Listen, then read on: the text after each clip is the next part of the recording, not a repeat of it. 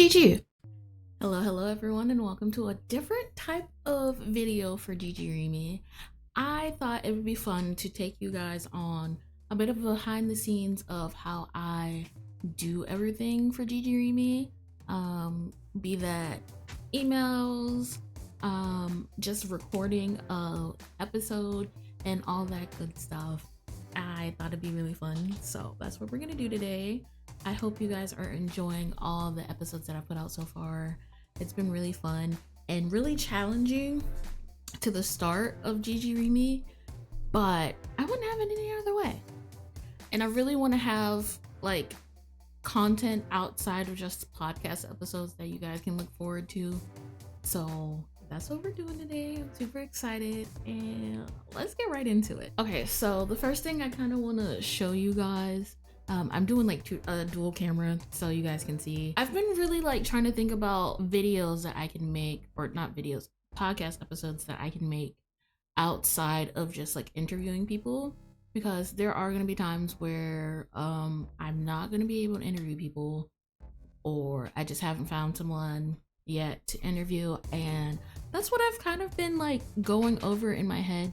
I've got like multiple books where I'm just like jotting stuff down all the time, and I'm like, is this gonna work? Is that gonna work? So that's what I've been trying to figure out right now. Today, I think I'm going to film the episode for people who want to start getting into gaming. I think it'd be like very insightful. At first, I was gonna do a thing where I like list off a whole bunch of games that I think people would be interested in doing, but when I was writing it down and I was looking at it, I was like, this seems like a lot for one podcast episode. So now I'm thinking I'm probably gonna like separate it into multiple different episodes, so I can like spread it out, and I can give you more information about a specific genre rather than being like, oh, this episode, this game, next genre, this game, next genre.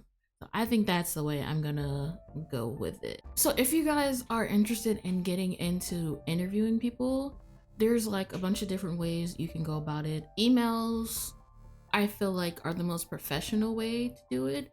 When I was doing my research and trying to figure out where's a good way to like find people's emails, you can, depending on who you're trying to email. Like for instance, with me, I do a lot of interviews with streamers and content creators. So a good way to find their emails, if they're anything like me, they'll have their emails in like any part of their bios on social media. Like for instance, I'll use Twitter. I have my link in bio, all that good stuff. My email is in the bio, so that if, say, somebody wanted to reach out to me for like sponsorships, stuff like that, it's there where they can easily contact me. I also have a beacons page for not only my content creation, but for also GGReemie, so that everything's all in one place, and I'll show you guys what that looks like. So this is what my GGReemie beacons kind of looks like. Pretty short, sweet, and to the point. It has all the links that link to YouTube, Spotify, Apple Podcasts, all that good stuff, whether they want to scroll and look for it, or if they want to click on the icons to go to whichever page they want to go to.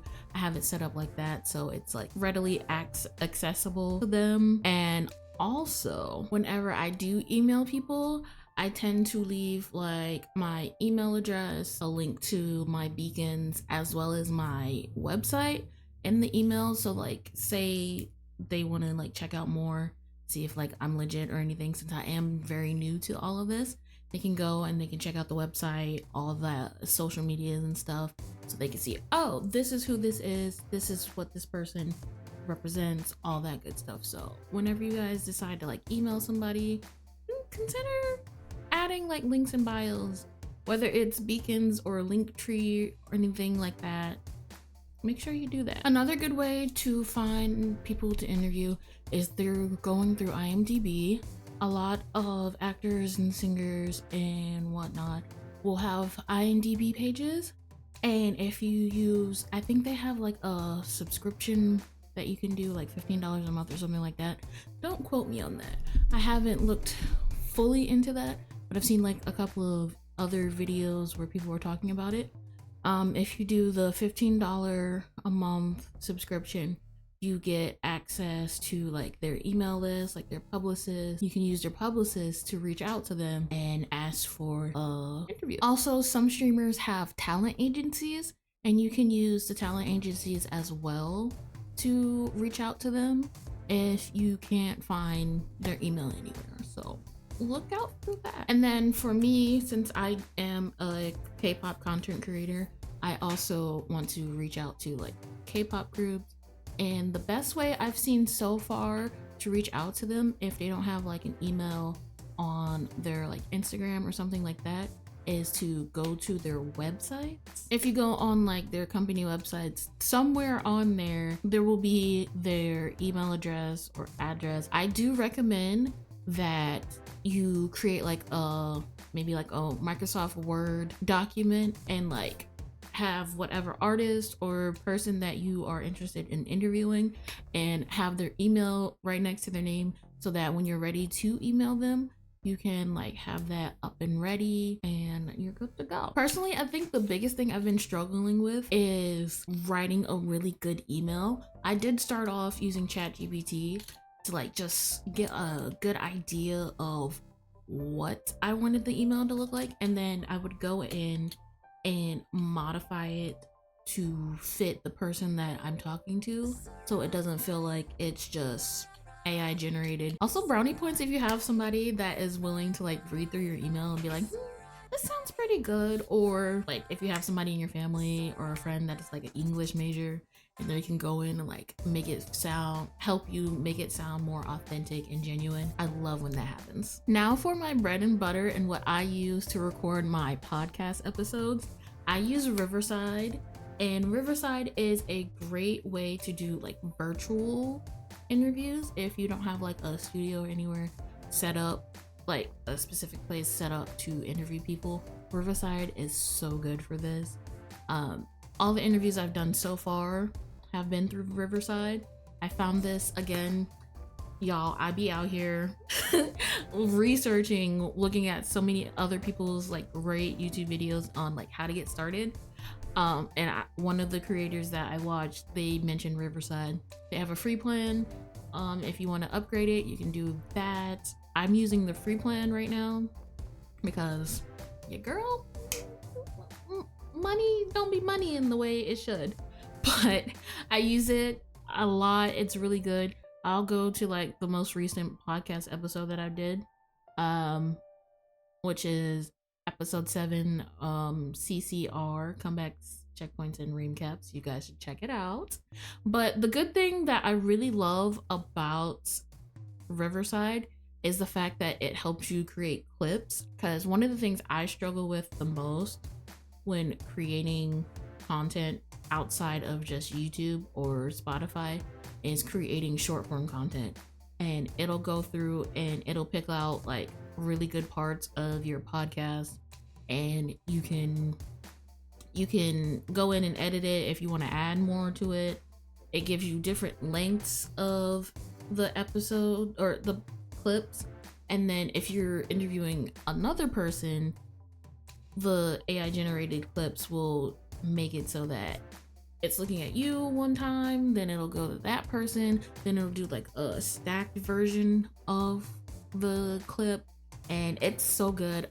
Any of the like clips you guys seen on like my TikTok or my Instagram or my YouTube shorts, that's how I've been doing it. It's a lot of help. Oh my, I cannot say enough about this. This is such a good freaking app. This isn't sponsored, by the way. I'm just like talking about it because it's what I use and I love it so much. And they have a mobile app, so if you guys are like on the go and you don't have like your setup to interview people, you can use the mobile app. One of the things that I've been trying to work on a lot is like the analytics for my podcast. Like marketing is one of my like weakest points when it comes to everything. Like I know how to edit, I know how to film, all that good stuff.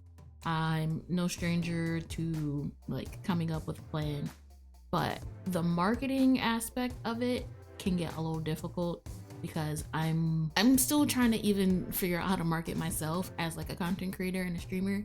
So when it comes to the podcast, I'm just like, oof, I don't know how to make this better. And I love that I can go in, I can just like check out, see if people have been listening, if people have been enjoying it. I always love when people comment on anything, whether it's like podcast episode or like a clip that I put out. I enjoy just like seeing what people have been saying about the podcast. So make sure you guys are going out there and like, if you guys have Spotify, Apple Podcasts, I put it on Amazon Music too.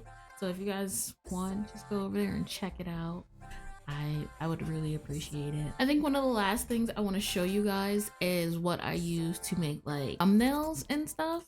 If you guys are ever interested, not just thumbnails, but I use this website for literally everything. Thumbnails, Twitch emotes, business cards. I'm working on freebies because I want to start a newsletter as well.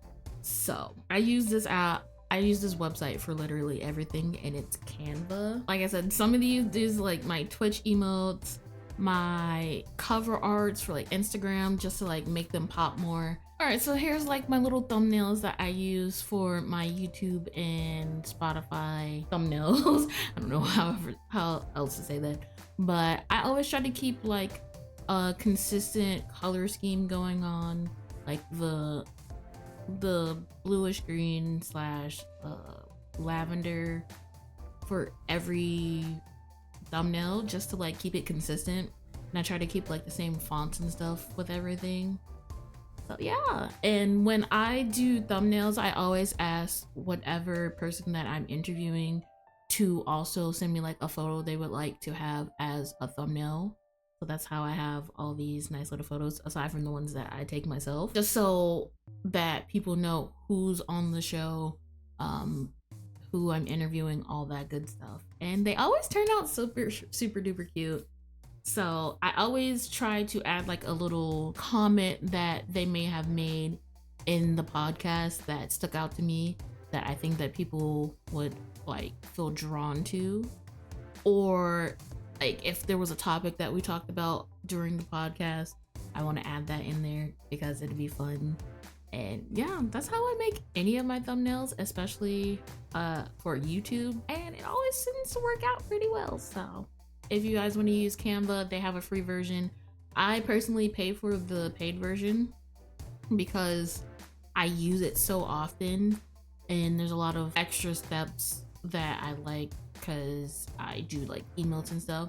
So they give you like transparent backgrounds whenever you want to download it. If you ever use music from their website and you connect it to your YouTube account, you don't get like a copyright for it. So that's why I also use the paid version for this. I'm not sponsored by any of this stuff, as I said before, but I love Canva so much. I cannot recommend it enough for you guys. With that being said, I think it's time for me to finally actually film an episode of GGReemie. So I'm gonna give you guys a little nugget of what I'm gonna do for the podcast episode. So let's get started.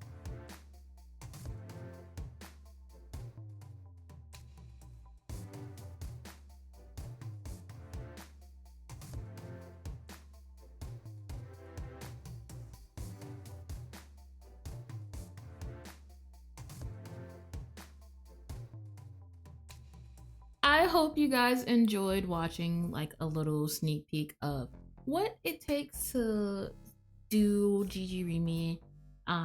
Make sure you check out all the episodes I've done in the past and all the episodes that I'm gonna do in the future. Thank you guys so much for all your love and support. It means a lot to me. Like I said, be sure to check out Spotify, Apple Music, all that. I said Apple Music, Apple Podcasts, all the good stuff. Everywhere you can find a podcast, you can find GGReemie. And I'll see you guys in the future. As always, even if it's not a podcast episode, we like to leave off with a little GG. So, GG to you guys. Bye. Hey, GG.